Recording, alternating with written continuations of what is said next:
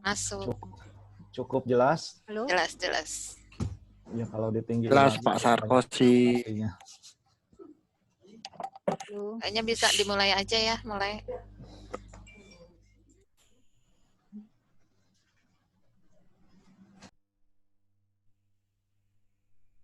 Aduh. Cici mulai. Iya. Bentar, Bu.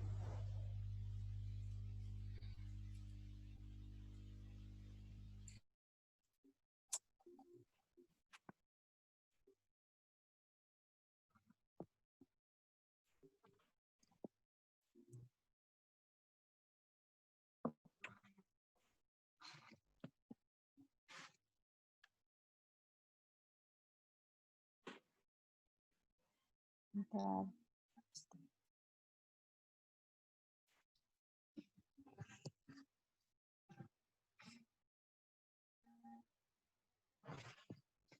Assalamualaikum warahmatullahi wabarakatuh. Waalaikumsalam warahmatullahi Selamat pagi. Salam sejahtera untuk kita semua. Yang terhormat Ketua DPD Pormiki Provinsi Lampung, yang terhormat kepada para narasumber dan seluruh peserta workshop yang berbahagia.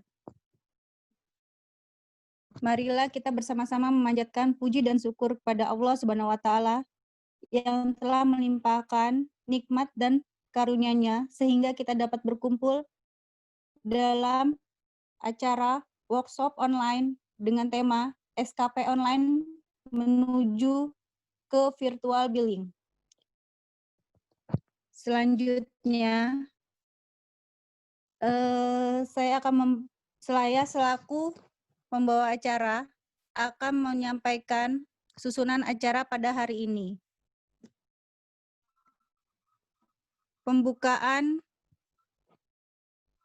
untuk mempersingkat waktu, saya akan menyampaikan pembukaan yang akan saya berikan kepada Ketua Panitia pada hari ini.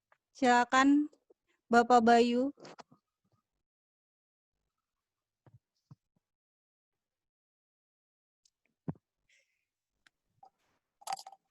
Terima kasih atas waktu dan kesempatannya. Assalamualaikum warahmatullahi wabarakatuh. Selamat pagi, salam sejahtera. Selamat pagi, salam sejahtera. Om Swastiastu, salam kebajikan. Selamat datang pada Pak Sarkozy. Mungkin banyak yang belum mengenal saya. Saya memperkenalkan diri terlebih dahulu. Nama saya Antonius Bayu Panji Kumara. Saya di DPD Pormiki Lampung bertugas sebagai seksi bagian humas. Langsung saja pada materi untuk workshop kali ini mungkin banyak yang masih belum mengenal CPD itu apa.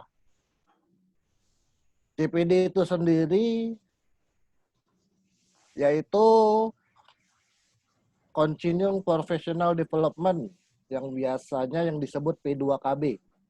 Dulu kita membuat STR biasanya manual yang harus warawiri kemana-mana, yang harus mengeluarkannya lumayanlah untuk biaya.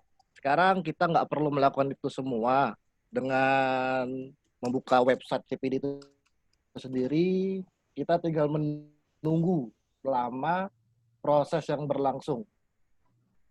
Semoga workshop untuk pada pagi hari ini dapat membantu teman-teman profesi sejawat untuk memenuhi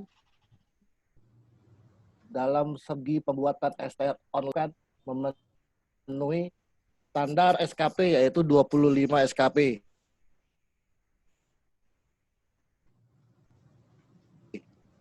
Untuk mempersingkat waktu, saya akhiri ya.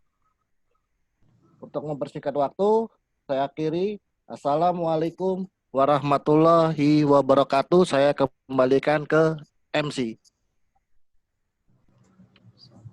Acara selanjutnya, sambutan Ketua DPD Lampung sekaligus membuka acara pada hari ini.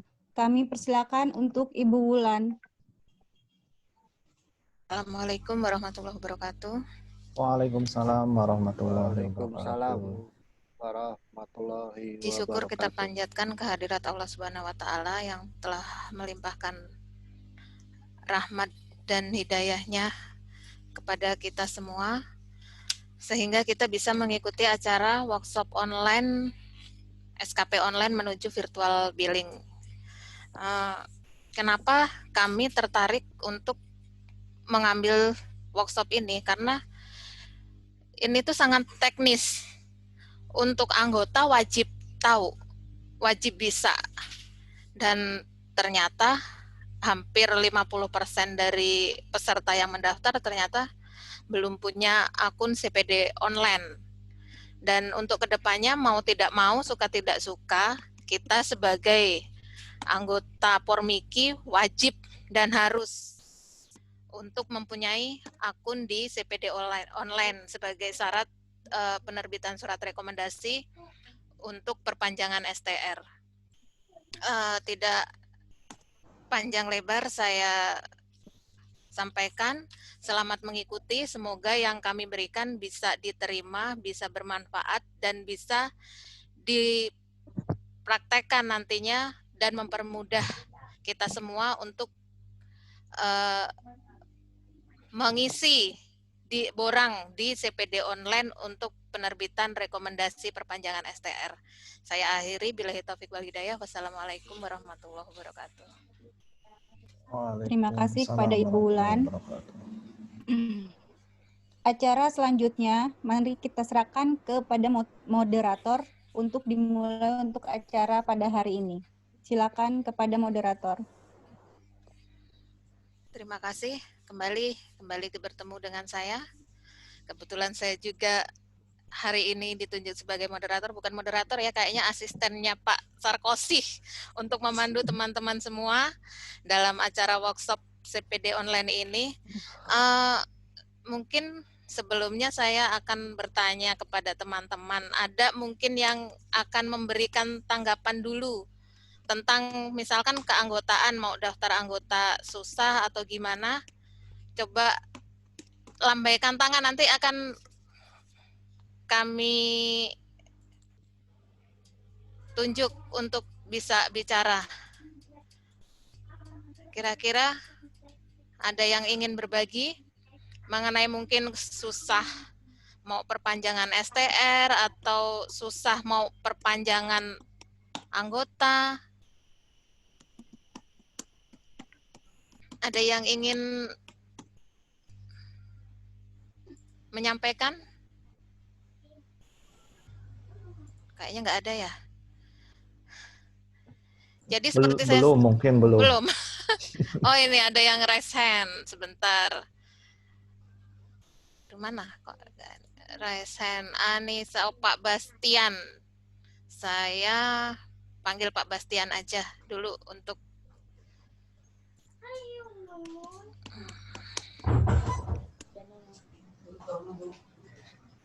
Pak Bastian bisa gabung ya.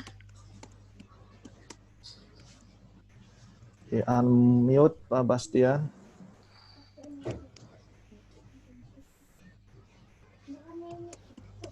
Mungkin ada yang mau disampaikan sebelum kita memulai acara.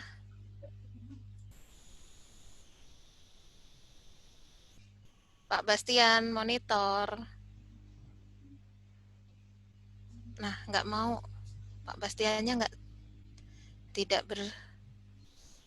Mbak Anissa, coba Mbak Anissa ya.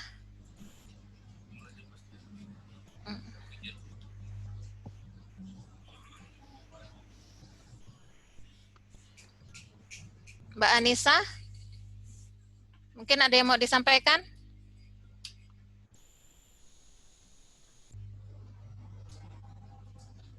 Mbak Anissa. Wah, no respon juga. Nis. Berarti ini Bu Ketua, Bu Moderator. Tapi manggilnya Neng aja lah, biasa Neng ulang. Oh, ini ada satu nih, ada mungkin yang kemarin apa? Jadi ada satu peserta, jadi sudah registrasi, ternyata nggak muncul, nggak kedetek di admin pusat pun. Mungkin Pak Slamet Martono dulu. Nanti lanjut ke Mas Sigit ya. Mas Sigit Trenggalek nih. Ya, iya betul. Wah, mirip ini ngomong. TV-nya yang mirip tuh kan. Live dong Mas, jangan ngumpet. Pak Slamet Martono. Wah, lagi. Pak Slamet Martono, ada yang mau disampaikan dulu atau Mas Sigit dulu ada yang mau disampaikan? Oh, Pak Slamet dulu aja, Mas Sigit antri ya. Oh, silahkan Pak Slamet. Di-unmute dulu Pak. Di-unmute dulu Pak.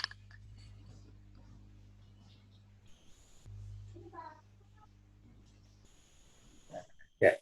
Assalamualaikum warahmatullahi wabarakatuh.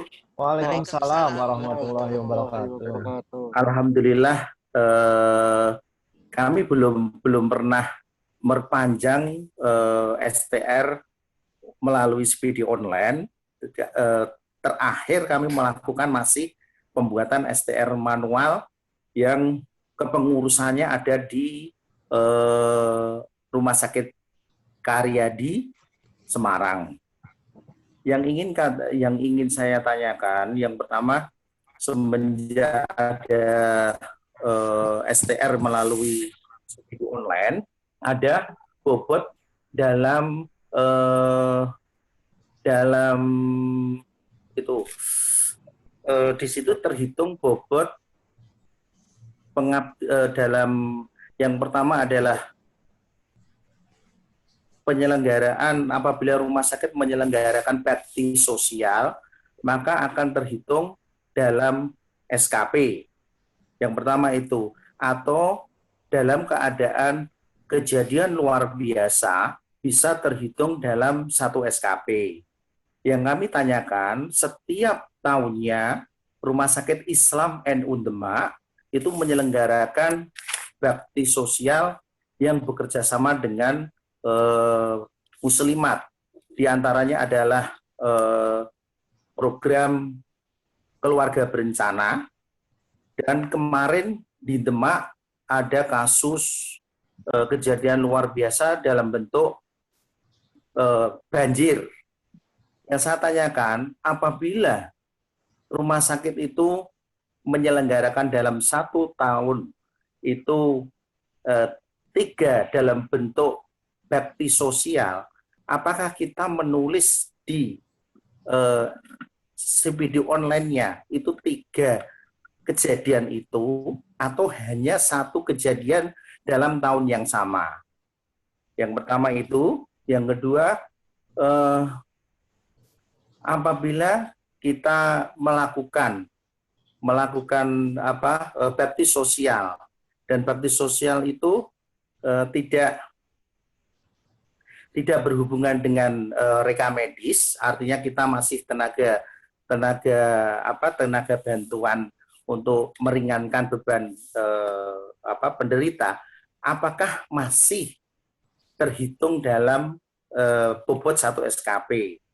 Terus apakah bentuk itu kita nanti kita masukkan scan dalam bentuk SK direktur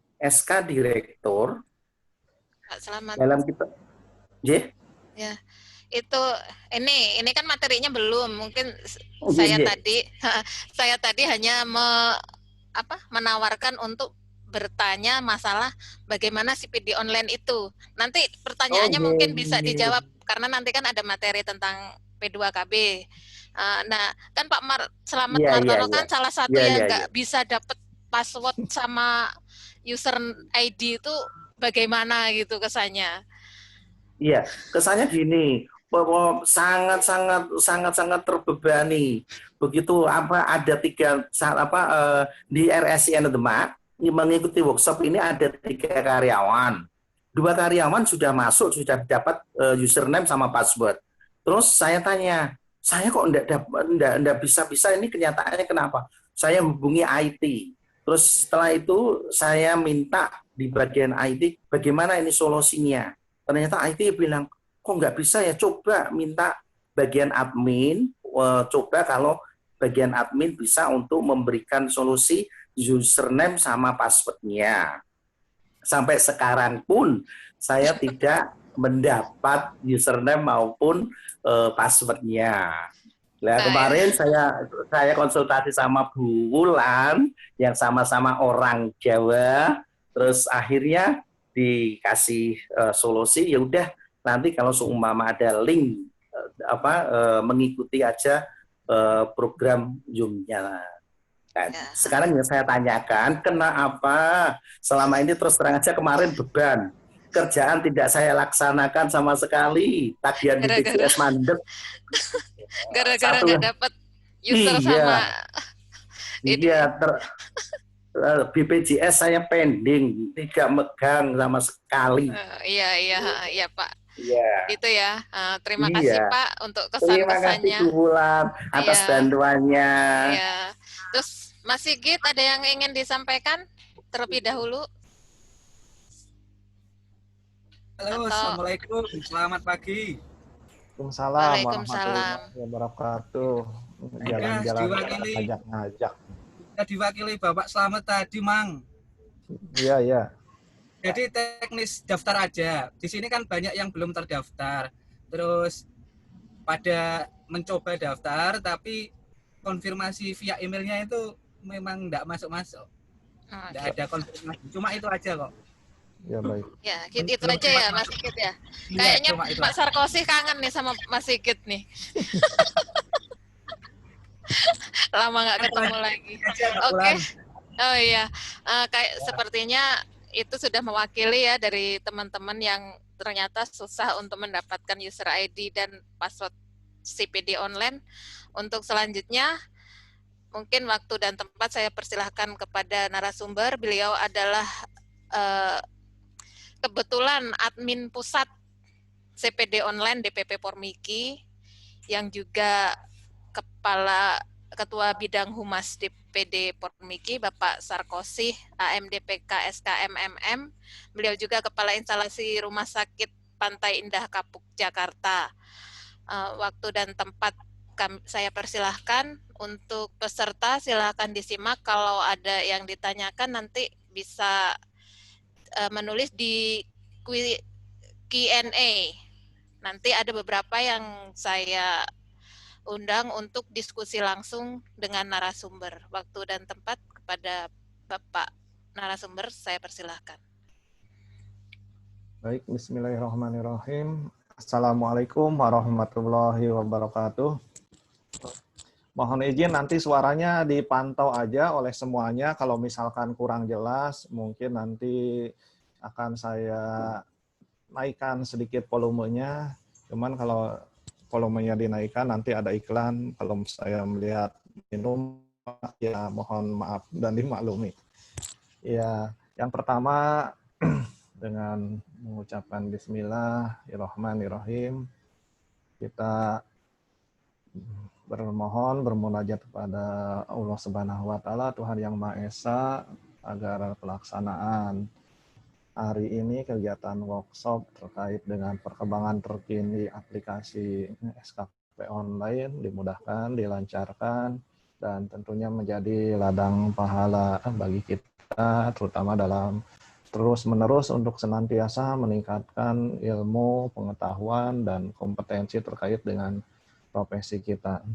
Yang pertama, saya mengucapkan terima kasih kepada Neng Wulan selaku Ketua DPD Pormiki Lampung dan jajaran kepengurusannya dan panitianya, pada Bapak Ibu, para peserta, teman-teman semuanya.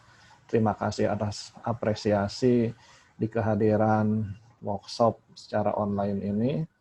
Terus terang dari data yang ada sampai saat ini, nanti juga akan ditayangkan, bahwa jumlah anggota yang sudah terdaftar dibandingkan dengan pengeluaran kartu anggota ataupun dengan STR yang pernah dikeluarkan, itu angkanya masih sangat jauh. Atau dengan kata lain, belum mencapai 50%. Nah, terkait di awal tadi sudah dibuka dengan pertanyaan, saya juga yang pertama akan menyampaikan permohonan maaf terlebih dahulu, karena memang baru menemui satu kasus di mana ada anggota yang belum bisa masuk sampai saat ini, dan saya belum konsultasikan ke pengembangnya karena jaraknya terlalu dekat, dan terus terang sebetulnya untuk menerima sebagai calon anggota dalam waktu dekat ini, bukan dalam waktu dekat, dalam beberapa periode ini, kurang lebih udah mau 2 bulan, memang dimatikan dulu fungsi adminnya. Karena apa? Karena kita sedang pengembangan, dan materi pengembangan inilah yang akan dibahas pada pertemuan ini. Nah, cuman ada pengecualiannya karena akan dilakukan workshop, jadi saya buka pintunya sedikit dari laporan yang masuk melalui Neng Wulan, itu cukup lumayan meng-approve, kurang lebih ya di angka seratusan sekian, dan kurang lebih kalau tidak ada salah ada 2 atau 3 yang masih belum terapprove, dan saya mohon maaf belum menyampaikan kepada pengembang apa masalahnya, cuman memang penasaran, mungkin setelah ini saya akan coba nanti bisa japri khusus dengan Pak Slamet Martono, mungkin nanti bisa komunikasi data-datanya, saya juga penasaran. Nah, ketika aplikasi ini ada kendala di lapangan, tentunya memang harus dikomunikasikan ke depannya.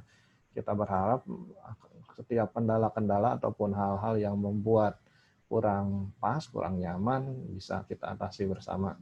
Itu sebagai pembukaannya, kita langsung kepada materi. Untuk screen share-nya sudah bisa terlihat belum ya? Ada item di sebelah itu, bisa dihilangin nggak itu? Oh, udah cukup.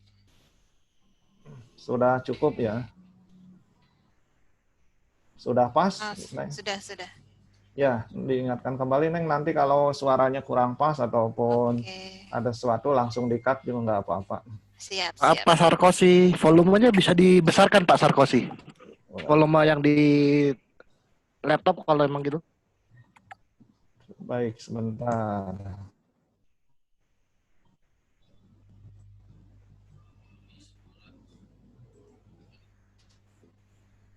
Di angka berapa kira-kira, Mas? Pak Sarkosi berapa di situ Pak Sarkosi? 33. Ini baru Masuk ke dinaikin. 45, 50 aja Pak. 45, ya, diambil di tengah. Ini sudah 47. Oke Pak, sudah cukup Pak. Ya, terima kasih Pak Sarkosi. 500. Ya, baik, terima kasih. Nah, ini memang diperlukan hal-hal teknis seperti ini ya, supaya kita menjadi lebih jelas suaranya, lebih nyaman, daripada ada sesuatu yang kurang jelas nanti bisa salah menangkap persepsinya.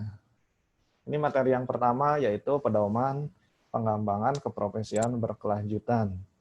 Jadi materi ini atau isi dari pedoman P2KB ini yang sekarang mengisi isian dari aplikasi SKP online. Nah, kita dengan istilah SKP online ini istilah baru lagi, sebetulnya sama dengan CPD online. Ada amanat dari Sekretariat KTKI, Bu Oos, untuk mengganti istilah dari CPD online menjadi SKP online, karena aplikasi ini adalah melihat outputnya, yaitu tentang kecukupan 25 SKP untuk dipenuhi sebagai satu di antara beberapa syarat untuk perpanjangan STR. Ini tadi sudah disampaikan, kita lanjut saja untuk ketujuan umum pembelajaran. Nah, diharapkan semua anggota mampu untuk menerapkan dan mengetahui bagaimana mekanisme pemenuhan SKP untuk perpanjangan STR sesuai dengan pedoman P2KB. Nah, dari mana asalnya pedoman P2KB? P2KB pedomannya pertama rancangannya dimusyawarahkan dalam rapat kerja nasional. Itu antara teman-teman pengurus DPC, teman-teman pengurus DPD, dan pusat membuat suatu rancangan bagaimana perkembangan terkini yang harus diupdate dan disahkan pada saat nanti Kongres. Nah, saat ini yang kita miliki yaitu pedoman berdasarkan Kongres yang tahun 2018 yang telah diselenggarakan di Medan.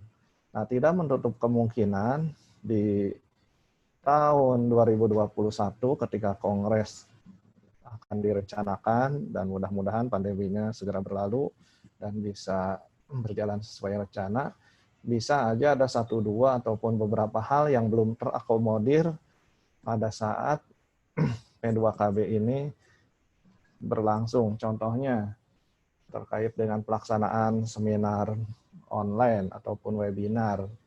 Nah, dari rancangan pedoman di Rakernas kemarin, itu usulannya baru 1 SKP untuk 1 kegiatan. Nah, kegiatan saat ini selama pandemi, DPP mengeluarkan kebijakan melalui surat edarannya, tentunya setelah berkoordinasi, setelah rapat dengan teman-teman pengurus DPD, bahwa dalam isi surat edaran tersebut, nilai setiap kegiatan pada saat pandemi ini 2 SKP, baik itu bentuknya seminar online, workshop online, ataupun bimbingan teknis, muatan SKP-nya 2.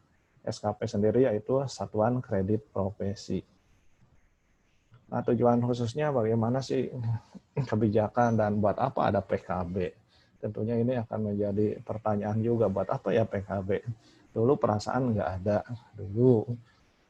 Dulu sebelum, karena nanti di landasan hukumnya kita akan melihat satu di antara beberapa tujuannya yang selalu kita perlu ingatkan kembali bahwasannya kita itu merupakan satu di antara beberapa profesi tenaga kesehatan yang mana namanya profesi itu harus senantiasa untuk selalu meningkatkan ilmu dan pengetahuan minimal melalui standar profesi. Nah, standar profesi yang baru silakan yang belum baca-baca bisa mengunjungi webnya Formiki, bisa diunduh, karena ini merupakan landasan kita dalam bekerja, minimal kita harus sudah sesuai dengan standar profesi. Ini masih baru, masih hangat, baru dikeluarkan 1 atau 2 bulan yang lalu. Alhamdulillah berkat perjuangan teman-teman semua. Yang kedua bisa menjelaskan apa sih jenis-jenis kegiatan P2KB. Tadi sudah disinggung sama Pak Martono di awal terkait dengan bakti sosial. Ini bakti sosial, ya nanti juga nyampe materinya, tapi nggak apa-apa sekalian menjawab di awal bahwa bakti sosial itu tentunya jangan dibaca poin bakti sosial, tetapi di belakangnya masih ada kata-kata bakti sosial dengan sesuai dengan profesi PMIK. Nah, yang ketiga bisa menjelaskan pelaksanaan P2KB sendiri, siapa saja instansi mana aja yang boleh melakukan kegiatan P2KB. Nah, di sini ada DPP, ada DPD, ada DPC. Nah, setiap yang di luar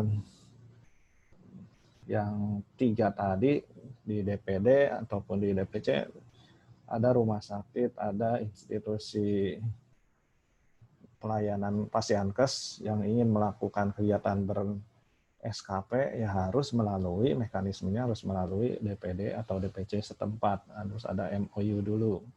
Tidak bisa langsung dari institusi pendidikan ataupun Pasienkes yang langsung mengajukan ke pusat.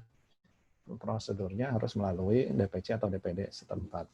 Nah, bagaimana dengan ketentuan sertifikatnya? Ini urusannya panitia, tapi kita sebagai anggota juga minimal sudah melihat, bisa membedakan yang mana yang ber-SKP Formiki, yang mana yang tidak ber-SKP. Nah, yang ber-SKP itu di pojok kanan atasnya ada kode DPD, ada penomoran berdasarkan anggota yang hadir, dan tentunya ada SK. SK yang dikeluarkan oleh DPP Formiki. Yang kelima, mengenal konsep dan jumlah. 25 SKP itu apa saja sih?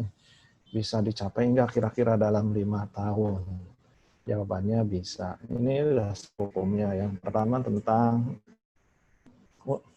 Undang-Undang Nomor 44 Tahun 2009 tentang rumah sakit. Kita minimal membaca dan mengetahui beberapa pasal yang berkaitan dengan kita sebagai profesi tenaga kesehatan yang bekerja di rumah sakit. Nah, pada pasal 13 itu dikatakan bahwa setiap tenaga kesehatan yang bekerja di rumah sakit itu harus mempunyai izin. Nah, untuk Undang-Undang Nomor 36 Tahun 2014 tentang tenaga kesehatan, di situ juga nanti di bawahnya juga ada slide-nya terkait pasal tentang bagaimana untuk seorang anggota tenaga kesehatan berkewajiban untuk memenuhi persyaratannya dalam memperpanjang atau pengurusan terkait STR. Ini pada pasal nomor 44 bahwa setiap tenaga kesehatan tadi sudah disampaikan bahwa wajib memiliki STR. Nah, karena sifatnya wajib, ketika ada yang tidak mempunyai itu nanti bisa masuknya ke ranah hukum ketika ada sesuatu yang terjadi di rumah sakit, ya kasusnya lumayan nanti ada ketika ada pengecekan bahwa yang tenaga yang melakukan tidak kompeten karena tidak memiliki STR. Ini mungkin beberapa kasusnya pernah kita dengar juga dari medsos yang pada pasal keempatnya STR berlaku selama 5 tahun dan dapat diregistrasi ulang setelah memenuhi persyaratannya. Nah, apa saja persyaratannya? Ini ada di dalam Permenkes nomor 83 tahun 2019 terkait dengan registrasi tenaga kesehatan. Pada pasal 9, registrasi ulang untuk perpanjangan masa berlaku STR, ada beberapa persyaratan. Yang pertama, ini memiliki STR yang sebelumnya, atau istilahnya STR lama. Yang kedua, poin B, memiliki sertifikat kompetensi atau sertifikat profesi. Yang ketiga, memiliki surat keterangan sehat, ini tentunya dari dokter atau instansi yang berwenang, dari dokter yang mempunyai surat izin SIUP.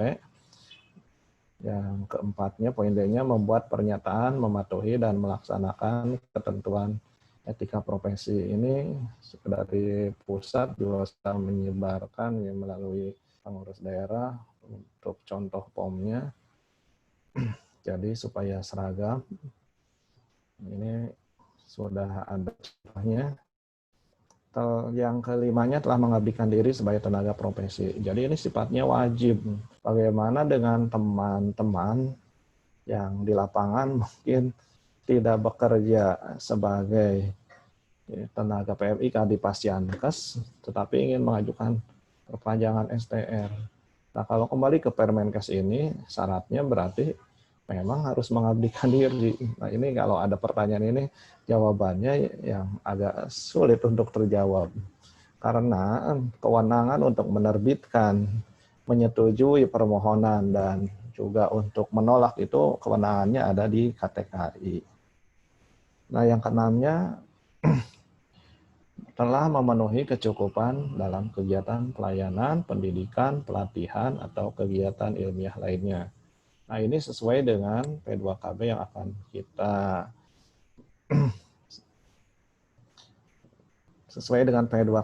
akan kita simak di dalam slide berikutnya. Ini kecukupan ini dalam aplikasi, nanti bentuknya dalam bentuk surat, keluarannya, outputnya dalam bentuk surat kecukupan ataupun surat rekomendasi. Nah, ini untuk terkait poin B atau yang kedua ini terkait memiliki surat kompetensi atau sertifikat profesi. Ini kalau tidak salah per 2018 itu setiap lulusan yang lulus dari pendidikan D3 itu wajib mengikuti uji kompetensi. Nah, ini keluarnya surat sertifikat kompetensi. Tetapi untuk perpanjangan ini dengan anggota yang lulusannya di bawah tahun 2018 ini tidak perlu dicantumkan untuk poin B ini. Tadi sertifikasi, registrasi, dan lisensi lembaga yang berwenangnya untuk sertifikasi ini yang mengeluarkan institusi pendidikan, tentunya dengan landasan hukum sesuai dengan kebijakan dalam menyelenggarakan pendidikan tinggi. Setelah lulus, mahasiswa ataupun teman-teman yang telah menyelesaikannya pasti ada kewajiban untuk mengikuti uji kompetensi. Setelah dinyatakan lulus, tentunya ada batasan nilai di sini. Dengan nilai sekian, itu berhak mendapatkan sertifikat kompetensi. Nah, untuk yang baru ini, sertifikat kompetensi menjadi syarat yang wajib, yang baru lulus untuk masuk ke dalam pendaftaran ataupun linknya dari KTKI, ini sebagai satu persyaratan yang wajib di antara persyaratan-persyaratan yang lainnya. Nah, di KTKI sendiri satu di antara beberapa tugasnya yaitu melakukan registrasi terhadap tenaga kesehatan. Nah, di KTKI yang baru ini terbagi menjadi 3 konsil. Yang pertama konsil keperawatan, yang kedua konsil kefarmasian, yang ketiga konsil tenaga kesehatan. Nah, kita di Formiki ini masuk ke dalam konsil tenaga kesehatan yang masuk di dalam keteknisian medis. Itu kurang lebih ada 36 tenaga kesehatan. Kemarin rapat terakhir dengan KTKI ini masalah registrasi juga bukan banyak keluhan-keluhan yang masuk ke dalam helpdesk-nya KTKI terkait pengurusan perpanjangan STR. Dan untuk solusinya tanggal 11 Formiki 11 Agustus dijadwalkan untuk melakukan ataupun ada webinar dengan KTKI, nanti di sana ada sesi tanya jawab terkait permasalahan-permasalahan terkait pengurusan ataupun perpanjangan STR. Karena beberapa informasi untuk registrasi dan keluhan yang banyak itu terkait dengan lamanya proses waktu tunggu validasi atau validatornya. Ini untuk registrasi. Nah, untuk lisensi juga ini tidak kalah pentingnya, bahwa dinas kabupaten kota itu mengeluarkan namanya surat izin praktek atau surat izin kerja. Nah, kita kalau saya di DKI itu sudah online. Pak Sarkosi, maaf, ada yang peserta katanya suaranya tidak terdengar. Kurang, berarti minum dulu, siap.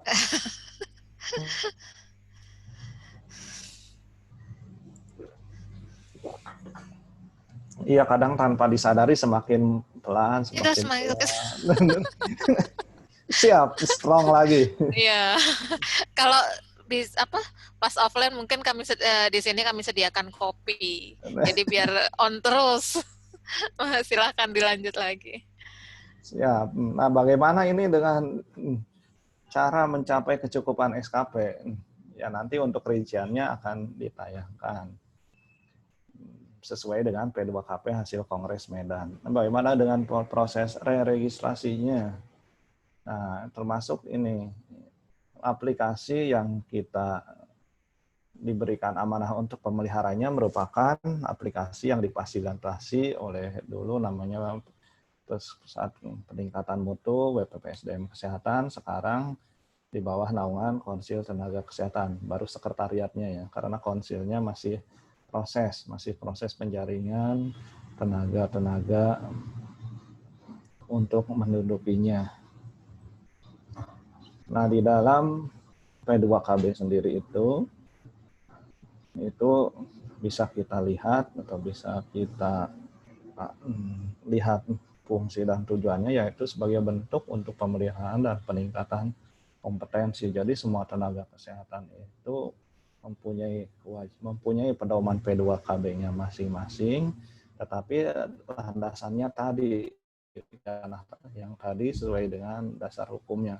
Ada kewajiban menjalankan praktek profesinya, ada kewajiban untuk menuntut ilmu, ada kewajiban untuk melakukan pengabdian pada masyarakat. Ini Kayaknya mic-nya kurang deket deh, Pak. Dideketin. semakin menjauh ya. Iya. Karena yang Wulan mah enak. Sepertinya seperti penyiar radio udah pas. Iya, Ini betul. sambil digigit gini kali ya. Dekat. Ya dipegangin, siap. Ya, siap. Nah, ini terkait P2KP sendiri tadi sudah sedikit disinggung bahwa senantiasa kita sebagai profesi itu selalu dituntut untuk meningkatkan dan mengembangkan baik itu dari pengetahuannya, dari keterampilannya maupun dari sikapnya, supaya dalam menjalankan profesinya itu bisa menjalankan dengan baik. Nah, dengan patokannya apa tadi, standar kompetensi, standar profesi yang baru dikeluarkan. Nah, ini kebetulan teman-teman di DPP juga saat ini sedang ada acara. Jadi ini yang dibahas satunya oleh Ketua Umum yang disampaikan terkait dengan standar profesi nomor 312 tahun 2020. Jadi kembali lagi diulang, bagi teman-teman yang belum membacanya silakan searching, mau mencari di mana silakan. Untuk di web Formiki juga sudah tersedia, bisa diunduh ataupun di-download. Nah, ini pedoman pengembangan keprofesian berkelanjutan ini memang umum, sesuai dengan panduan bahwa berlakunya STR itu adalah 5 tahun. Nah, bagaimana dalam 5 tahun itu kita bisa mencapai 5 ranah untuk menjadi 25 SKP sebagai indikator capaian. Tetapi kita di Formiki saat ini minimalnya masih memberikan toleransi minimal 3 ranah. Tidak harus 5 ranah. Kalau 5 ranah nanti bisa dilihat sepertinya agak berat untuk bisa dijalankan oleh seluruh anggota. Ini tujuannya tadi peningkatan kompetensi, peningkatan mutu dan produktivitas kerja, pemahaman dan penerapan terkait dengan iptek. Contohnya saat ini jika kita tidak mempunyai panduan P2KB,